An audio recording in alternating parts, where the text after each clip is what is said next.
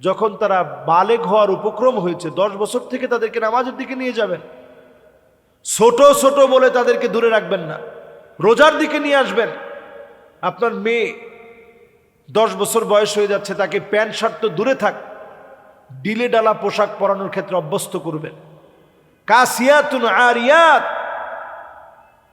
এরকম dress up তাদেরকে পরাবেন না যে ড্রেসগুলো দেখলে মনে হয় কোনো পোশাক পরে নাই। সুন্দর সুন্দর পোশাক পরাবেন, তাদের ব্যাপারে যত্নশীল হবেন, তাদের ব্যাপারে আপনি খোঁজ খবর রাখবেন, কার সঙ্গে কথা বলে, কার সাথে মিশে। প্রাইভেসি বলতে দরজার ভিতরে সিটকারি লাগাই দিয়ে, লকার লাগাই দিয়ে প্রাইভেসি করে দিবেন না। প্রাপ্ত বয়স্ক কে এটা আমরা অনেক সময় বুঝি না। সন্তান হিসেবে সন্তানদেরকে কোন বয়সে নামাজের কথা বলবো এটাও আমরা জানি না। এটা অনেকেই প্রশ্ন করে এবং বলে যে হুজুর আমার ছেলেটা তো ছোট মানুষ, এর কেমনে করে হুজুর নামাজে নিয়ে যাই। না, ওয়াদরিবুহুম ওয়াহুম আবনাউ 10 সিনিন। আপনার এই সন্তান যখন 10 বছর হয়ে গেছে, লঘু প্রহার করে হলেও, একটু হালকা পাতলা বকা জকা দিয়ে হলেও নামাজের দিকে নিয়ে যেতে হবে। শরীয়তের বয়স অর্পিত হওয়ার একটা সময় থাকে। শরীয়তের বয়স অর্পিত হওয়ার মা উলজিমা ফিহি কুলফা, শরীয়ত আপনার উপরে কার্যকর হওয়ার একটা সময় থাকে। মা উলজিমা ফিহি কুলফাতুন, যখন শরীয়ত আপনার উপরে কার্যকর হয়ে গেল এরপর থেকে কিন্তু আপনার খাতা স্টার্ট হয়ে গেছে। এর আগ পর্যন্ত খাতাটা বন্ধ থাকে। রুফি আল কালাম আনিস সালাসা, 3 জনের কাছ থেকে আল্লাহ তাআলা কলমটা বন্ধ রাখেন। আনিস সবি হাত্তা ইয়াবলুগ, একেবারে নৌজওয়ান যে যৌবনে পদার্পণ করেছে তার হিসাবের খাতা খোলা হয়ে গেছে। এজন্য যুবকদেরকে খুব সতর্ক করে বলি, যুবকেরা নিজেদেরকে পরিবর্তনের জন্য এগিয়ে আসুন। যৌবনের চাহিদা আপনাকে যেন পাগল করে না ফেলে। মানুষকে আল্লাহ তাআলা বানিয়েছেন, আল্লাহ তাআলা মানুষকে জ্ঞান দিয়েছেন, যৌবিক চাহিদা দিয়েছেন। ফেরেশতাদেরকে আল্লাহ তাআলা বানিয়েছেন, জ্ঞান দিয়েছেন, যৌবিক চাহিদা দেন নাই। পশুদেরকে আল্লাহ তাআলা বানিয়েছেন,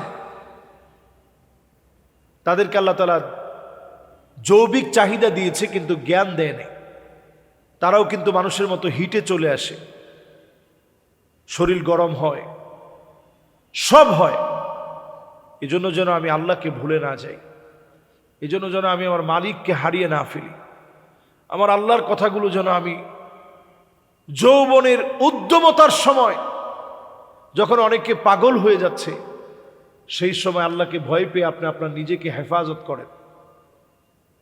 মানুষের জীবনের বয়সগুলো একটু লক্ষ্য করেন। একটা সময় থাকে সবি, একেবারে শিশুকাল।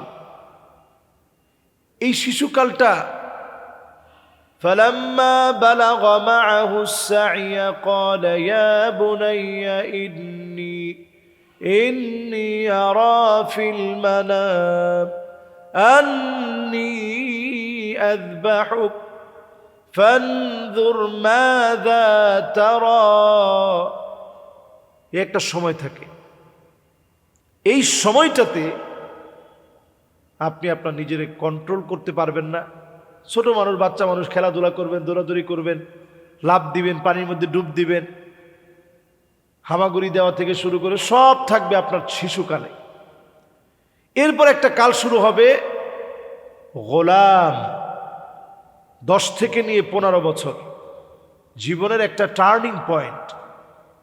এই সময়টাতে বাচ্চা সবচেয়ে বেশি আদব শিখে। এই সময়টাতে বাচ্চা কাচ্চা সবচেয়ে বেশি আপনাকে, শুধুমাত্র সে আপনাকে দেখে দেখে এতটা ফলো করবে যে আমার বাবা কি করছে, আমার মা কি করছে, আমার আত্মীয় স্বজন কি করছে, শুধু আপনাকে দেখে দেখে ফলো করবে। এই সময়টা অত্যন্ত গুরুত্বপূর্ণ। এই সময়টাকে বলা হয় গোলাম।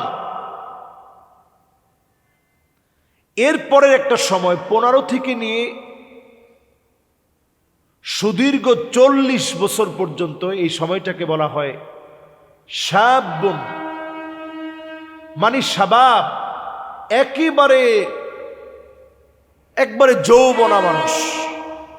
একবারে যৌবনা লোক, এই সময়টা আরো বেশি সেনসিটিভ সময়। মানুষের চারিত্রিক পদস্খলন 10 বছরে ঘটে না। এই যে 15 থেকে 40, এই সময়টা আল্লাহর কাছে অনেক দামি। শাবুন নাশা ফি ইবাদাতিল্লাহ, এই সময়টা আল্লাহর কাছে অনেক অনেক অনেক দামি। নবী আলাইহিস সালাতু ওয়াস সালাম বলছেন, আল্লাহর আরশে আজিমের নিচে ছায়া পাবে ওই ব্যক্তি, যেই লোকটা ঠিক এই সময়ে শাবুন নাশা ফি ইবাদাতিল্লাহ, এই সময়ে যে লোকটা ইবাদত করবে ওই লোকটা আল্লাহর কাছে বড় দামি হবে। তো এই সময়টা অনেক গুরুত্বপূর্ণ, সেনসিটিভ সময়। বড় আশ্চর্যজনক সত্য, এই সময়টাতে আমরা সবচেয়ে বেশি গাফেল থাকি। ইকতারাবা লিন-নাসি হিসাবুহুম ওয়া হুম ফি গাফলাতিন মু'রিদুন। এই সময়টা সবচেয়ে বেশি আমরা গাফলতি করি, সবচেয়ে বেশি এই সময়টাতে আমরা হারিয়ে যাই। এই সময়টাতে ফিরে আসেন দিনের দিকে। প্রিয় ভাইয়েরা আমার, যারা এই মুহূর্তে শুনছেন, নিজেদের পরিবর্তনের জন্য সিদ্ধান্ত নেন। একটা সময় আপনার জন্য, এই যে শাবাব, আপনি এখন চিরযৌবনা, বিশাল উদ্যমে কাজ করছেন, দুনিয়ার পিছনে একেবারে মরিয়া হয়ে ছুটছেন, এই সময়টাতে সাআতু ওয়া সাআহ, কিছু সময় দুনিয়ার জন্য দিলে কিছু সময় আখিরাতের জন্য দেওয়ার চেষ্টা করেন। প্রিয় ভাইয়েরা, এই সময়টা অত্যন্ত গুরুত্বপূর্ণ। এরপরে একটা সময় আসবে, যে সময়টাকে বলা হয় মুদ্দাতুল কুহুল। এটা 40 থেকে নিয়ে 60 বছর পর্যন্ত। এই সময়টাতে ধরেন চোখের নিচে কালো দাগ পড়ে যাবে, এই জন্য এটাকে মুদ্দাতুল কুহুল বলা হয়। চাইলে আপনি তখন অনেক কিছু করতে পারবেন না। অটোমেটিক্যালি সুরমা দিলে যেমন দাগ পড়ে, দেখবেন যে 40 থেকে 60 বছর যখন হয়ে যায়, ঘুম না হওয়ার কারণে, পেরেশানির কারণে চোখের নিচে দাগ পড়ে যাবে। এরপরের সময়টাকে বলা হয় শাইখুন, 60 ঊর্ধ্ব যে সময়টা।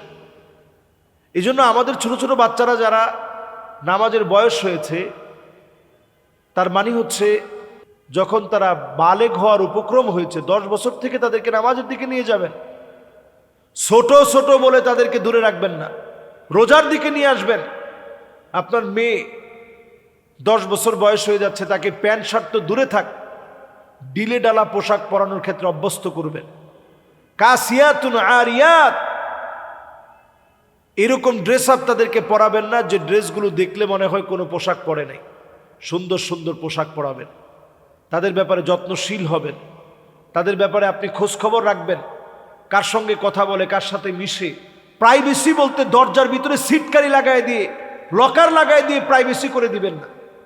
বৈবাহিক বয়সের আগ পর্যন্ত, বৈবাহিক সম্পর্কের জড়ানোর আগ পর্যন্ত, যখন বিবাহ করে ফেলছে ভিন্ন জিনিস, তার একটা প্রাইভেসি আছে, শরীয়তে প্রাইভেসি দিয়েছে। এর আগ পর্যন্ত যে কোনো মুহূর্তে সে লক লাগায় ঘুমাতে পারবে না। আপনি ঘরের ভিতরে ঢুকবেন, পার্থক্য করবেন সে পর্ণ মুভিতে আসক্তি হচ্ছে কিনা, সে পর্ণ মুভিতে আসক্ত হচ্ছে কিনা, পরনারীর সঙ্গে কথা বলছে কিনা। তার পাসওয়ার্ড সম্পর্কে আপনি জানবেন, যে সে কোন পাসওয়ার্ড দিয়ে ফেসবুকে লগ ইন করছে, চ্যাট করছে, কোন পাসওয়ার্ড দিয়ে, আপনি এটা জানবেন। বাপ হিসেবে এটা আপনার দায়িত্ব। তার বন্ধুদেরকে কি সে সবসময় এক্সপ্রেশনে গালিগুলি দেয় কিনা, সালাম কালাম বাদ দিয়ে গালি দিয়ে শুরু করে, কিরে কেমন আছো, তো সেই সন্তানদেরকে আদর করে বুঝাই দিবেন। এটা এই বয়সের দাবি। এবং নামাজের প্রতি উদ্বুদ্ধ করবেন, রোজার প্রতি উদ্বুদ্ধ করবেন। আল্লাহ তাআলা আমাদেরকে তৌফিক দান করুক। আসসালামু আলাইকুম ওয়া রাহমাতুল্লাহি ওয়া বারাকাতুহু।